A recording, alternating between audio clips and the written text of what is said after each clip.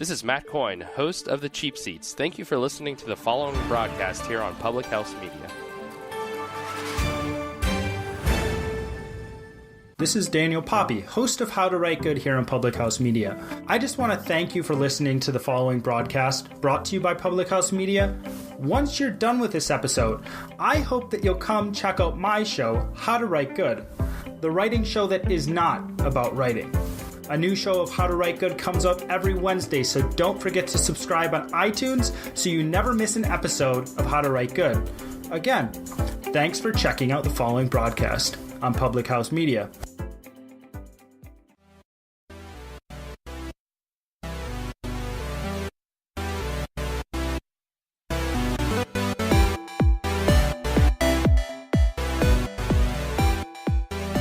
Hello and welcome to Your Soccer Passport here on Public House Media. My name is Bryce Burge. And I'm Sanchez-Carrasco. Today we're going to be wrapping up the U20 World Cup coverage, and we're also going to talk about the Man City documentary as well as the what's going on in Uruguay with the national team being taken over by FIFA. Your Soccer Passport is sponsored by Squadcast. As podcasters that deal with analysts and guests from around the world, being able to record remotely is key. Current industry standards rely heavily on internet connection, but Squadcast changes that with a simple browser-based tool that requires no additional software to install. The audio is recorded locally as high-quality WAV files, then uploaded to the host computer, allowing solid audio quality throughout. To get started with your remote podcasting and recording experience, go to squadcast.fm for your 14-day free trial. Let's talk about the news coming out of Uruguay first. Obviously, when you have a country's football association taken over by any sport really, having it taken over by the international governing body, that has some immediate concerns. The investigation that led up to this covers a 20-year span of problems with elections, problems with representation, and it was actually called upon by players from the national team, players from the pro teams that are there, officials and referees. So there's a large uprising of Uruguayans to say, hey, take a look at this problem, and FIFA responded. What do you think about this whole situation, Yvonne? I think, to be honest with you, when anybody who's not used to South American soccer or Latin American soccer, this shouldn't be so much of a shock. When you look at countries like Uruguay, Brazil, Argentina, Mexico, there's corruption and it's very deep. And the fact that it took FIFA, a corporation, to be honest, that is super corrupt as well in their own right, to have to take over a country's federation like Uruguay shows how bad it really is.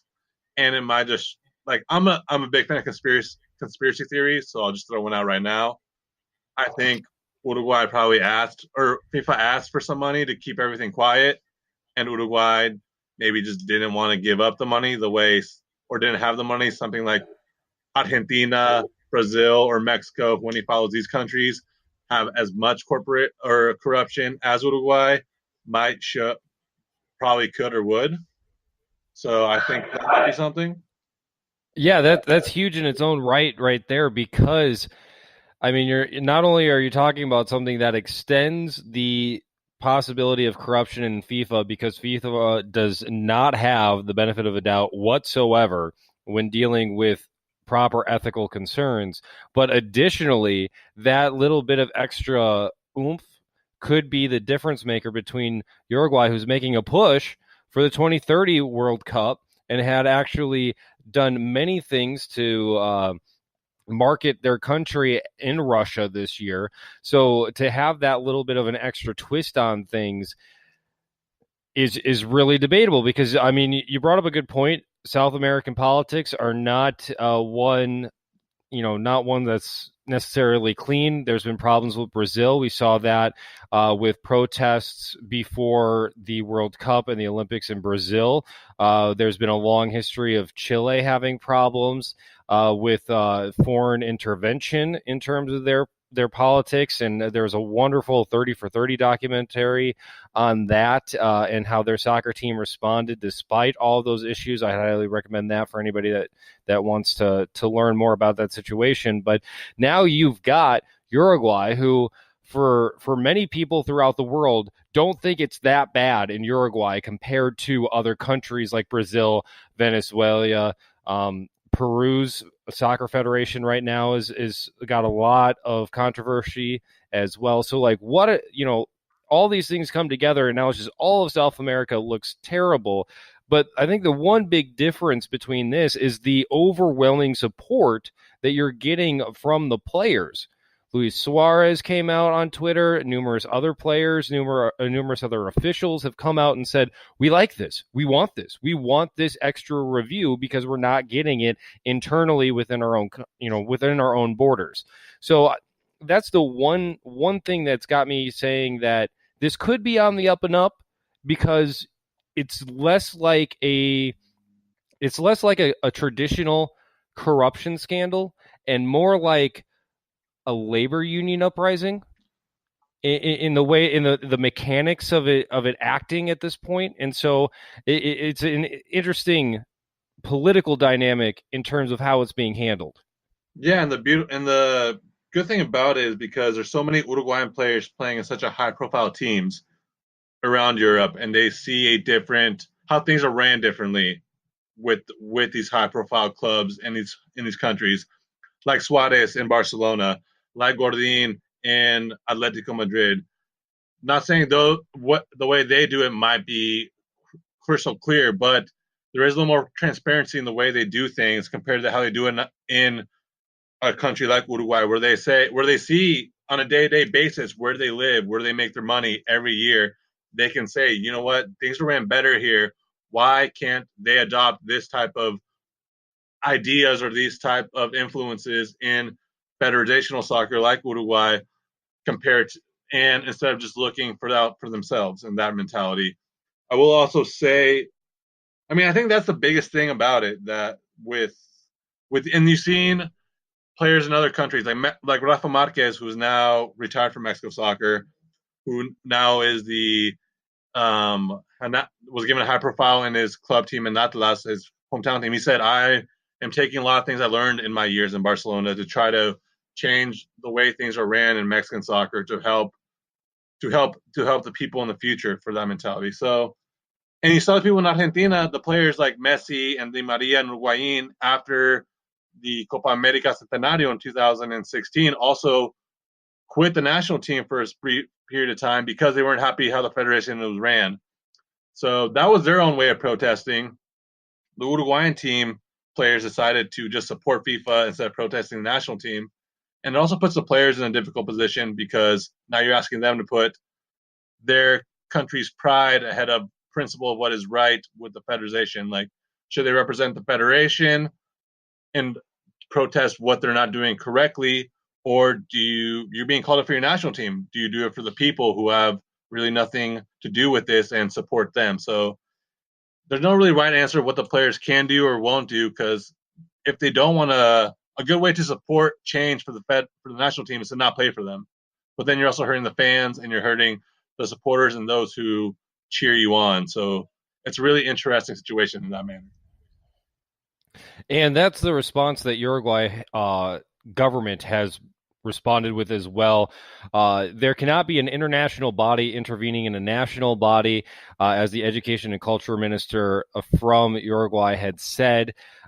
She takes a very important approach to this because that cultural aspect in terms of how Uruguay sets up their sport governing bodies is underneath her cabinet position, essentially. And so to have that response that we need to take care of things on our own immediately sets up the opportunity to vilify these players that say, I'm not going to play for my national team when the situation comes up. They're already setting up players to fail.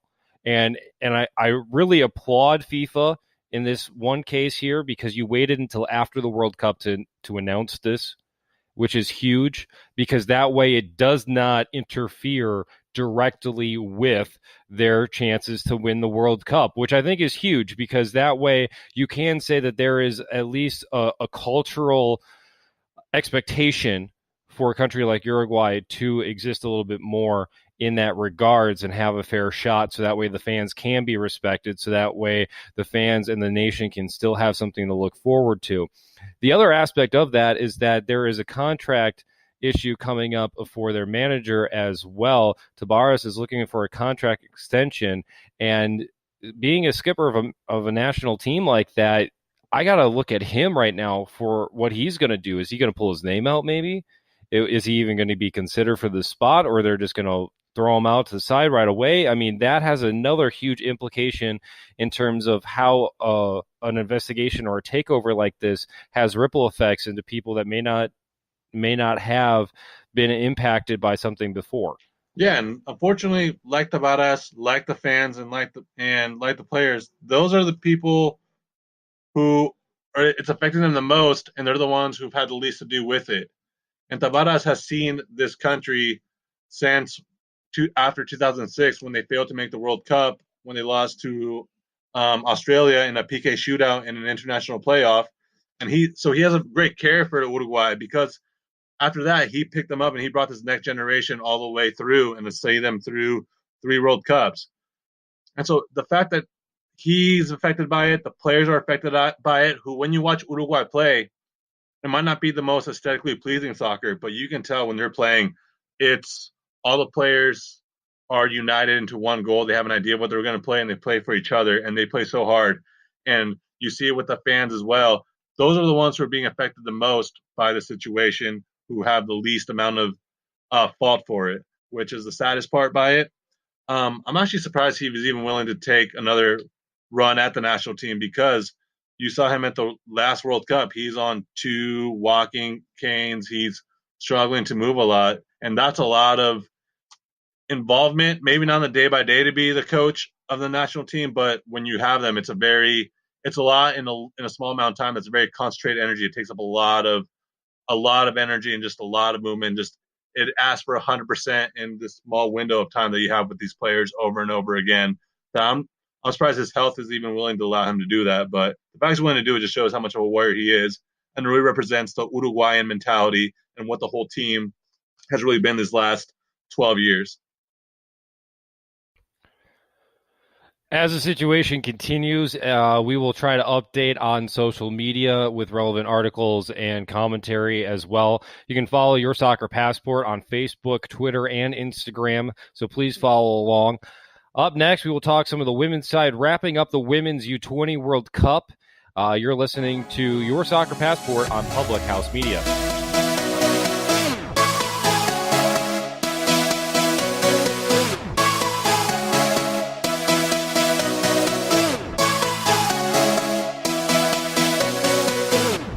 Welcome back to Your Soccer Passport. Support the show by repping Your Soccer Passport with gear from Store Envy. T-shirts, hats, polos, and more are available to match your style. Visit publichousemedia.storeenvy.com for more info. That's STORENVY.com. 1 E in Store Envy. Very hard to express that in a podcast ad. So be aware. Yvonne, the Women's U20 World Cup wrapped up on Friday. The Japanese side won 3-1 over Spain. A solid showing by both sides, but what stood out for you the most in that title matchup? I thought it was the finishing from Japan. I think we kind of get into, I know I do, I get into regional stereotypes when it comes to how soccer teams can kind of play a bit. I think when I kind of compare it to college football, when you think about the Big Ten, you get these big corn-fed linemen. They run the football right down the middle. You get the Big 12 football. They're all about offense, no defense. I think there's a little bit of a stigma with Japan when it comes to very disciplined, very organized, very technical, but they might lack attacking flair. These women, though, for the Japanese team, when they were in the offensive third and they had the opportunity, they were slicing and dicing, and the first goal was that killer goal from outside the box from Mirazawa that just curled in the back post. The second goal was like a FIFA goal, nice little counterattack 1-2 that got behind the Spain back line. And I just really enjoyed watching the way these women just killed it on the field, and they had such purpose and drive and just flair to just create. And Spain as well. I thought Spain was probably had more control of the ball for the 90 minutes, but they weren't able to, in the offensive third, to break down and create the way Japan were. And you missed last week, so didn't get a chance to preview the matchup with you on last week's show. But I know just creating stuff off the ball was something that Japan can do that Spain was not able to do. Spain ground you down. Spain created opportunities by just sheer possession. But when it came down to the attacking third, they looked to be, I don't want to say confused, but they were not nearly as good in the attacking third as they were in the other parts of the field, or more importantly, some of the other counterparts at this tournament. I thought that Spain was able to get lucky and survive later on. They were the first team to score in every single game that they played. They were able to outlast teams, and they got really lucky against Nigeria, in my opinion, because Nigeria played just such a god-awful first half. And so to get to this point, I thought was really interesting in that regard, especially because the United States, three-time champion at this tournament, United States, was the third place team from this pool, both Japan and Spain coming from Group C, in a true group of death scenario right there. Leaves the Americans out, and they were still able to get 4 points. They had a win, a draw, and a loss. So, I mean, even in that regard, Spain kind of got lucky because the United States couldn't get that final goal in those last pushes, or Spain wouldn't have even moved out of the group. So I look at Japan, and I look at what they're able to bring in, and it shows to me that Japan is going to be a much more dangerous team now, because they're bringing up group talent that is able to, I think, excel in spots that they're not excelling with at the national level. Most of their goals that I've seen from Japan have been that Takarada goal, where it's a good counterattack, good passing, crisp passing that leads to a marksman style shot. The Miyazawa goal, or the Nagano goal, that allowed opportunities to come off the ball, have a little bit of flair to it, and create an opportunity. It's kind of like what we see now in basketball, where you're starting to see guys like actually like dribble a little bit and create space off the ball to get a shot off. And that's something that we haven't seen a lot from women's soccer as much. And I'm excited to see that come into the game a little bit more at a national team level, especially one from Asia, where again, they're so good on the counterattacks, and that regional stereotyping is true to a point. And Japan now is able to bring this wrinkle into their game that could be the difference between them getting out of a group stage or not, or making a World Cup final or not, or winning it all or not. So that's a huge thing for making a team and a country that's already so good even better. Yeah, and I think it's great that Spain made it this far too, because they have such a strong league in the men's section. The federation should be able to support a female league, and they are just now really supporting that as well. And I think you saw the first signs of it with this team. When we talk about the USA, them not making out of group, three-time champions, I mean, when I think about it in that regard, I think about the whole overall federation. You have the men's team and the senior level who were unable to make the World Cup. Now you have the U20 in a sport that USA do dominate and are one of the upper echelons of a top 3, 4, 2 teams in the world that they weren't able to make out.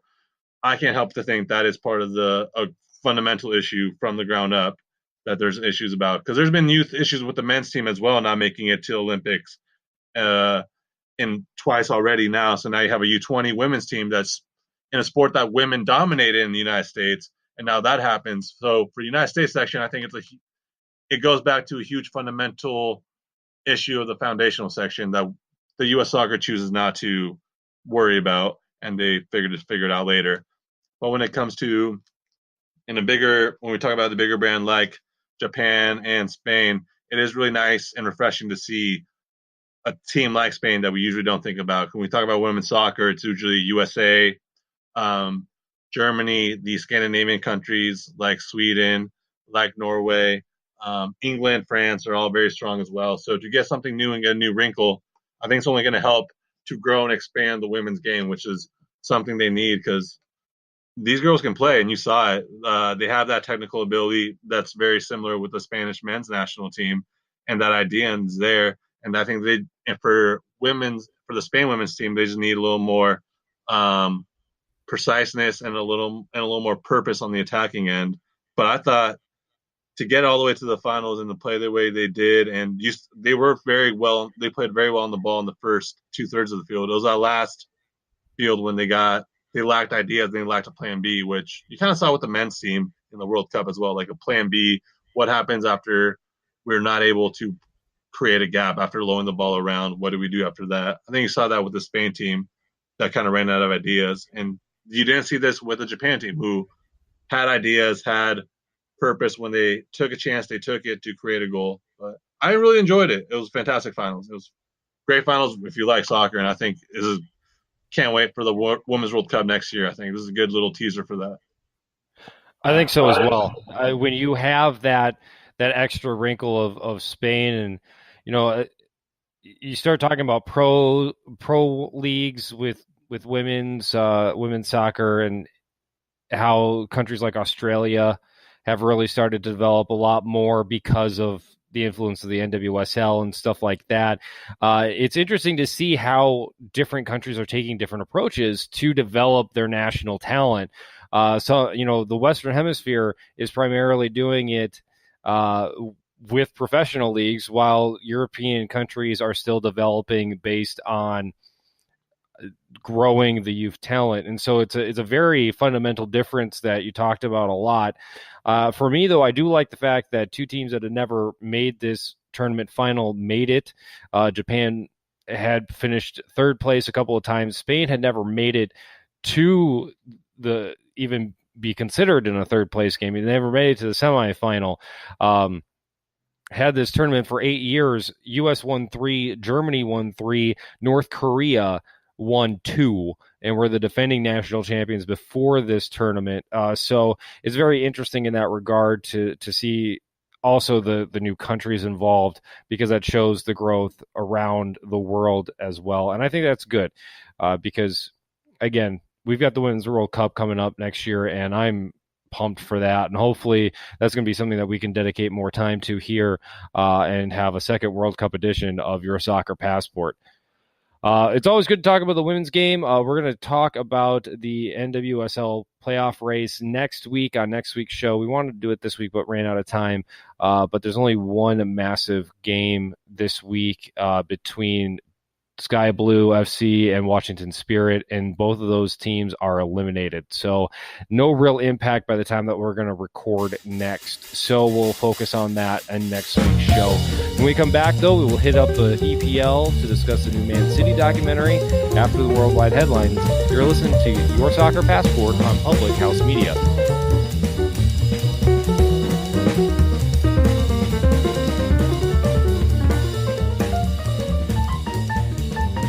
Time now for our worldwide headlines here on Your Soccer Passport, a segment touching on some of the other big news from around the soccer world. Thierry Henry has rejected the managerial spot at Bordeaux. The former French star was initially linked to the job after comments made by Arsene Wenger, but the position was shrouded in controversy after Gus Poyet was suspended by the team for harsh commentary of how they handled player transfers. Nothing further has developed on other candidates for the opening. Joseph Martinez is the new single-season goals scored record holder after netting the game winner against Orlando City Friday night. The tally was Martinez's 28th of the season, surpassing the record he tied in the previous game. The score also ties him with Diego Valeri's record 9 straight games with a goal. He has a chance to break that record September 2nd at DC United. Chelsea and Watford both won on Sunday to stay perfect in the English Premier League. Chelsea Chelsea benefited from an own goal late against Newcastle, while Watford beat Crystal Palace as both teams won with a 2-1 score. This is Watford's first ever 3-0 start in the EPL, and both teams join Liverpool at the top of the table. Today's worldwide headlines are brought to you in honor of Public House Media's first anniversary, providing content in sports, entertainment, and life in general. Congrats on 1 year, Public House Media.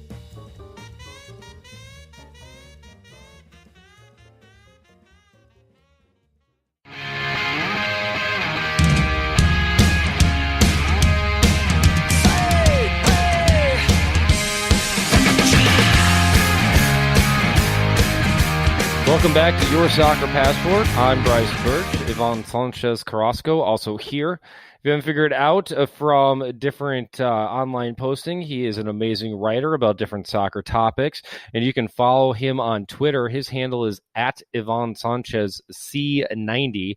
If for some reason you want to follow me on Twitter and see a bunch of my boring racing stuff and hockey and things like that, along with relevant soccer articles, you can follow me on Twitter as well, and my handle is @ThatBryceBurge, Bryce with an I. Let's switch over to a more entertainment focus and end on something that a lot of people have been paying attention to, and that is the Manchester City documentary on Amazon Prime. Yvonne, what did you think about that whole documentary? I mean, I really enjoyed it. If you're a soccer fan, it's an interesting glimpse into the day-by-day of a team, of a high-profile team that we don't get to see. It is really well done, what you expect from Amazon if we're going to get technical into what a documentary looks like. And I enjoyed it. There are similarities to it with the Juve documentary that was done by Netflix that came out over the last years, where they use, there's specific storytelling involved with it, like when they get Mendy and he's seen as the last piece of the puzzle. He gets hurt early on in the season, and that story structure is really good. But I think the real star is Pep Guardiola, because for so long we've seen him as this mythical creature of a coach who has had so much success everywhere he went, has won so many trophies. But I think what you saw from this documentary that I really liked was his ability to relate to the players and get them focused on the day-by-day structure in which he did things. And you compare it to how now in 2018, his counterpart and rival in Man United, like Jose Mourinho, who was also used to be this player coach and get his players to rally around him and fight them against everybody else, and he's kind of become this old get off your lawn kind of Gran Torino kind of character now in 2018. And now you see why Pep Guardiola hasn't been that. He's able to relate to his players, but he does it in a different manner. And in 2018, he's able to do that. And you see why the team is able to flourish and just prosper, because he's able to connect with them and challenge them in a way that players nowadays need to be challenged by. I thought it was a really well done documentary at that point, and we all knew how it was going to end because it was last season, but you don't see the intricacies and see how detail focused he is and how methodical he is in everything he does as a coach, what I thought was fascinating. In the United States, we've kind of seen that with the NFL and the Hard Knocks series on HBO, and this Insight or the ESPN Plus programming that's starting to pop up a lot more. We're starting to see sports becoming more of a reality television type scenario because of some of the stuff that you see in sports broadcasting. Whenever I see a documentary like this, not only do you start to think about the evolution of sports media, where you have people like, the racing films in the past, to Monday Night Football. Would Monday Night Football ever exist with having that on prime time on Monday night when people are looking for drama, and it was Joe Namath, collapsing his head after throwing an interception to lose the game on Monday Night Football in prime time, was the drama that was created. And now that we're seeing sports evolve with that, we're starting to see the behind the scenes stuff where we want to see, keeping up with Man City. We want to see Survivor Man City. We want to see, Bravo Man City. And so it creates an interesting dynamic. I think the other side of that is, what do you do in terms of journalistic values? What do you do in terms of current public relations standards? There were a number of teams that were upset. Sky Sports was upset because there was other cameras that were there on game day. There's been accusations of whitewashing and just, scrubbing a lot of the things out of there that Man City may not want to be in there, which is all things that we've heard with Hard Knocks when that first started, and it kind of continued along. But they paid a lot of money to make that documentary, and it's paying off for them now. I guess my question is what do you do with it? What's the next step? I mean, how do you continue along those lines? Well, I mean, it makes sense if it was whitewashed. This is at the end of the day a TV show to see viewer audiences, and this is a representation of Man City. So they had some word about what you can and can't show. Because if you've ever been on a day by day in a coach or in a film room or in practice, when it gets tough or things are frustrating, things can boil over, and it's not pretty. But I think Fox Soccer tried to do this a couple of years ago with Liverpool, and it didn't turn out as well. And it was, you had Brendan Rodgers walking around his house showing them a mural of himself, for example, of like really bad television. So this is more, I think if you're another team, you want Amazon to look at you and want to be part of that, because they can show you what they can do with a product. And part of it is to kind of grow their brand and do this, but only if you lived under a rock would you not think that. This is all, we now live in 2018 where everything's about the brand. But I will say, last thing I will say, if you are like a 10 or 8-year-old and you saw this and you liked soccer, but you didn't have affiliation for a team, after you watch this, you would want to cheer for Man City after you saw Guardiola and you saw Company and you saw Aguero and you saw these guys, and how they're able to bring them back down to earth, and you can relate to them as a 10-year-old or 8-year-old who loves soccer. So I think that's probably the biggest thing they wanted to get out of it. I think that's something they did get out of it. Oh, and that's huge, especially here in the United States, where Man U is your default team for so many people that don't know about the EPL or choose not to want to follow the EPL. They just want to look cool. They'll go with Man U, which is funny because Man U is not a team that typically deals with a lot of American products compared to other teams in the EPL. And now their big rival, Man City, has done this where that really, relativity is there.